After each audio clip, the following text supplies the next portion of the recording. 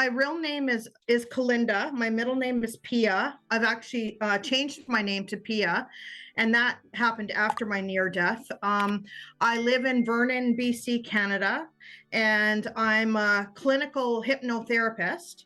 And okay, so I've had a few near-death experiences in my life, and I think it was spirit trying to give me a shake. And I've gone through everything you can think of in life. And spirit was trying to get me on a road to see. And I can get into that later. But the last one was for me really to have a kick in the pants, so to speak. I dabbled with drugs. I was homeless. I was all these different things in my life. And about 6 years ago, I was going from here to there. I was traveling all over the place. I was living all over the place. And I was living at this point, I still had things in the back of my car. And I had moved to a lakeside resort just outside of Kelowna, BC. And it was a lake, and I was on the side of a mountain. And it was the middle of winter. And I didn't stay too many places too long. So I still had a lot of the things in the back of my car. And I'd lived out there, and I decided in the middle of a big snowfall, I wanted to go get something from town. And I lived about 45 minutes outside of town because I was in the middle of the mountain range, and it went all the way down to the lake. So I knew that I shouldn't go out that night, but I just have this personality where if I want to do something, I'm going to do it regardless of the consequences, that sort of thing. So I got in my truck. I knew the tires were bad, and I just did it anyways because I wanted to do it. And I got in my car and I started driving to town. Well, I was driving along the mountainside. It was dark out. There was a lot of snow, and I rounded the corner of this mountainside, and there was no barriers at all. And as I rounded one of the curves around the mountain, I hit some black ice. And when I hit this black ice, I started to swerve along towards the cliff of the mountain, and the cliff went down pretty far all the way down to the lake. And I remember hanging onto the steering wheel and sliding towards the cliff and thinking, I can't stop. I can't stop. I'm heading right for the cliff on the driver's side. And I was heading closer and closer and closer, and I knew that I was going to go off the side of the cliff. And the last thing that went through my head is I just gripped onto the steering wheel, and I thought, this is the moment of my death, because it was really steep and it went all the way down. And there's nothing, I knew I was losing control, and there's nothing I could do to save myself. So the truck started and it rolled, and it probably rolled about 3 times, and it went from extreme panic to all of a sudden everything went into slow motion. The whole truck, I could see it went into slow motion and panic almost until I stopped being panicky, and it was almost like I went into this very peaceful Zen-like feeling, and what should have lasted seconds for the car to just roll right down the hill seemed to last about 10 or 15 minutes. It seemed like everything went super, super slow. And I remember as I was rolling, I could see the cups and saucers and cutlery and everything just flying around in my car, and I could see the windshield break in half and come forward. I could see the top of the roof behind me go right down like a pancake, and I could see the passenger side beside me go down like a pancake. But where I was sitting in the driver's side didn't move, and I felt like I was in a cage, like I had a cage around me where I was holding my hands. And I just remember looking around very calmly, very peacefully, and seeing everything crash in around me except for where I was sitting. And I remember as well looking down by my feet, and there was a yellow light, like almost like an orb. And there was a yellow orb type light there. And it all happened so, so fast. And I remember being very warm, very peaceful. And it's almost like time stood still. It's almost like I hovered, like I was just hovering there in the car, and something was wrapped around me. And I knew that I was being downloaded with something, but it happened so fast that all of a sudden I didn't remember till a little bit later. I landed at the bottom, and all of a sudden I think I was unconscious. I went unconscious at that time, but I wasn't sure. It was all a mix up at that time. I got to the bottom of the hill. I landed at the bottom, or not at the middle of the mountain. Some trees had gone through the back of my window to stop the car. And I remember that I was encased in all the snow, and there was no lights at the top of that mountain. All I could see is lights, cars going by, and nobody could see me because the whole car was encased in snow, and nobody was going to be able to see me.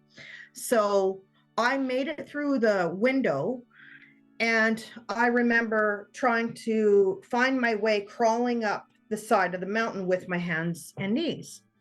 So I got to the top of the mountain, and I was still on my hands and knees, and I was going like this for whatever car would stop. So somebody stopped, and they said, "Where did you come from? What are you doing here on your hands and knees?" And I said, "Oh, I just live up the street here at the resort. Can you take me home?" And he said, "Well, no, I think we should call an ambulance." And I said, "Oh, no, I'm fine. Just take me home." And he says, "No, we need to call an ambulance. Where did you come from?" I said, "Oh, down there. I was right out of it." And so anyways, the ambulance came, took me to trauma. And I ended up breaking about 6 ribs, and I was bleeding out of my head. I had to have my head stapled back together from here all the way back to here. I had a brain hemorrhage, and I don't know how I was able to climb up that mountain with 6 broken ribs and blood pouring out of my head. I don't know. I was in shock, and the adrenaline, I guess, kicked in for me to save myself, because nobody would have found me down there. So I left the hospital, and I got home that night, and I laid down, and I don't know when I remembered this, but I went to sleep, and I remember hearing, like I was it was almost like a riverbed, because I saw trees ahead of me. And I was walking along a riverbed, and it was all kind of rocks, but it was hazy. It was hazy. Like I saw a bunch of people up ahead in the tree line, but I couldn't see them. Like it was almost like fog and people ahead, like lights, and I can't really, it's so hard to describe. Like people's shadows or something, but in the light and in the trees. And I was standing, and it's almost like I wanted to run towards them. And then something stopped me, but I didn't see what stopped me. But I heard a voice, and I was running, and all of a sudden I just stopped, and I couldn't go any further towards those people, and I couldn't see who the people were, but I saw lights and almost like a gathering over there. It's almost like kind of over a bridge or something. And something stopped me and said, "No, you've come this far already. You've learned so many lessons already. And you have made a contract to do this. You're almost there. You have a mission, basically you have a mission to do. It's time to go back," in so many words. And you will know, you'll know what to do, basically. And that's it. So I was sent back. And So when I woke up in the morning, I I was a completely different person. I I I, I suffered from depression for so many years. The depression was gone. It was gone. My whole personality was different. I had lost my car. I lived an hour outside of town. I had no family, no friends in that area. I had no way to get food. I couldn't move. I had 6 broken ribs. I was living in the middle of nowhere, but nothing mattered. Nothing mattered. I I was so positive, and it was just like everything's going to be fine. It doesn't matter. Everything is going to be fine. And I kept hearing the words of shaman or shamanism or something. And I kept telling my friend, I'm like, I keep hearing shamanism, shaman, all this. I keep hearing these words. And I'm like, I never heard of shamanism. I don't even know what a shaman does. I don't know. I don't know. And then the next few weeks after that, I kept feeling this heavy urge, like I have a mission. I have a mission, because I couldn't really remember everything, but I knew I had a mission. But I was very frustrated because I didn't know what the mission was. And I needed to find out, what's my mission? What's my mission? I need to do something. I need to do something. And but I didn't know what. And I had changed so much that I was very overwhelmed. In the next little while, over the next few months, I became very, very, very overwhelmed by the person that I would quickly become. The depression was gone. The way of thinking was gone. The way I looked at things were gone. The way I just gave up control over everything was gone. And that overwhelmed me because I didn't really know who I was anymore. And that I had a little bit of a healing crisis and a crisis over that for a little while. So I went to talk to somebody, and she said to me, just ask your angels to back off, like just to take it a little bit slower with you. So I asked my angels, I'm like, I don't know what's happening to me, but can you slow down, because I can't handle this. And so I asked, and it started to slow down. And then so now it's been about, I don't know, 5 years or so. And it's been slowing down, but slowly I started going to spiritual church. I started meeting different people that were spiritual. I went back to school for hypnotherapy. And then that started slowly. And then I started to be able to become very, very intuitive. Well, fast forward now, I've been doing hypnotherapy for years. And not only can I do hypnotherapy, now I can tell them what their blocks are. Now I can tell people, I can channel in session and being a conduit for spirit. I can take them into their past lives. I can bring people to past loved ones that have passed away. I fully embrace. I can spirit can pass messages to me. And now I fully understand why. Why? Because for a long time I thought I had a curse. Because from the age of 3, I have had a life of hell on earth. I'm just telling you, a hell on earth. And I thought, why me? Why me? I've gone through addiction, abuse, Stockholm syndrome, a narcissist. I've gone through molestation. I've gone through homelessness. I've gone through every single thing you can think of, and abandoned by my parent, like every single thing. And I thought, I've tried suicide. I've every single thing, and I've almost died a few times. I was in ICU. I've my babies died. Everything. And there's so many things where I've wanted to give up. And I've even took pills one time, and I tried to spit them out. And then I heard, okay, That's all we wanted to know. It was very quick. Spirit spoke to me and said, after I spit the pills out, okay, that's all we needed to know. And I heard a distinct voice say that. And they wanted to know if I wanted to live or wanted to die at that time. But they kicked my butt a few times and I kept going back into a dark place. I couldn't learn the lessons. And I kept going back and being a victim. And this last time, I was tired. I was very tired of all the things I had to get through. And I did get through them. And what they showed me this last time is, this is it. Are you going to finally do the work that you came here to do? And when I went down that cliff, that was it for me. I've never looked back to addiction, to being a victim, to anything. And now I can see that everything that I've suffered and everything that I had to go through was for a bigger plan, was for me to help my clients, because everybody that comes to sit in this chair, I can relate. I can relate to rape. I can relate to addiction. I can relate to molestation. I can relate to homelessness. I can relate to not having family. I can relate to losing a child. I can relate. And, yeah, Spirit told me that first half was hell.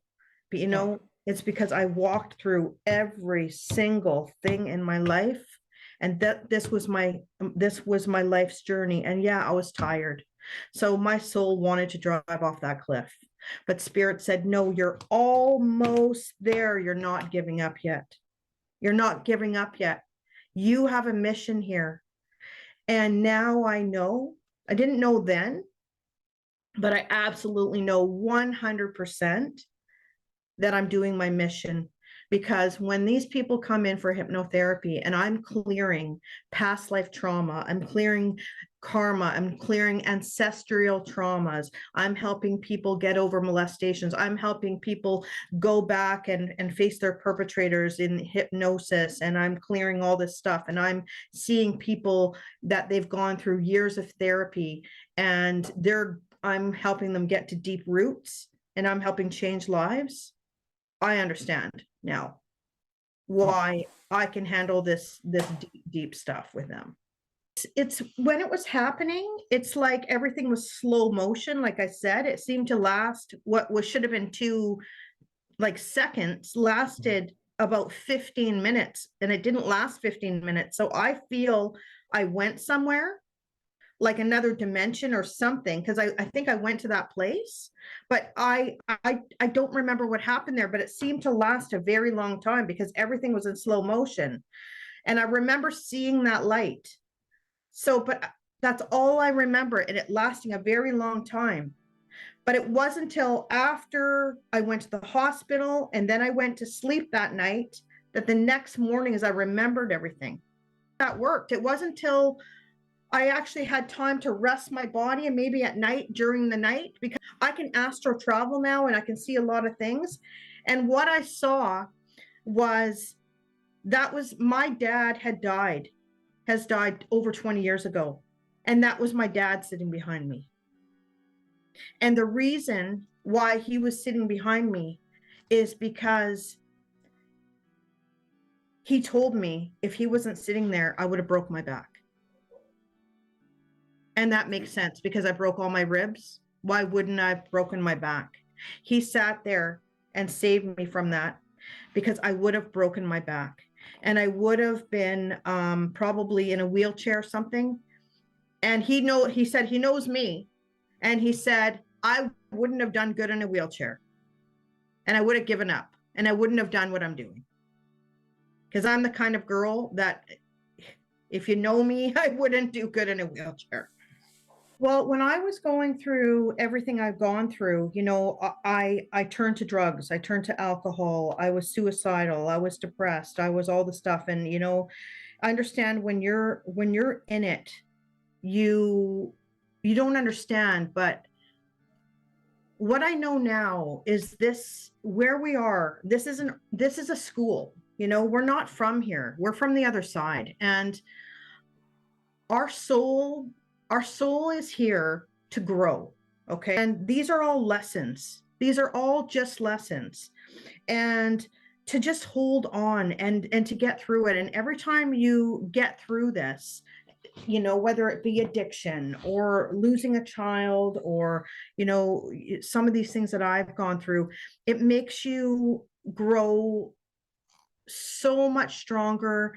And once you get on the other side of that, it's these, it's not going to kill you, and it makes you so much stronger. And you have to understand that, you know, this, we're spiritual beings having an earthly experience. You know, we're not from here, like we're from the other side. We've come here to experience these things, you know, and we set out before we even come. You know, I set out now to clear a lot of karma.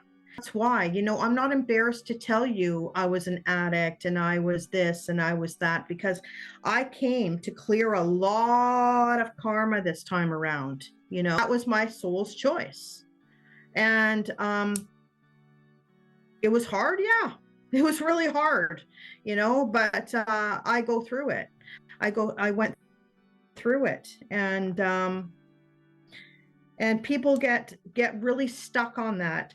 And if they can learn to forgive and let go and accept, and that's what I try to do with hypnosis. I always show people the other side, and, you know, and try to help them see the bigger picture and learn how to forgive and let go and accept, so they can free themselves from that. You know, that's what I try to do, so we can move forward from that lesson. So you don't have to stay stuck in it. It's just a lesson, you know, and there's always going to be more lessons, and then you just grow stronger and forward.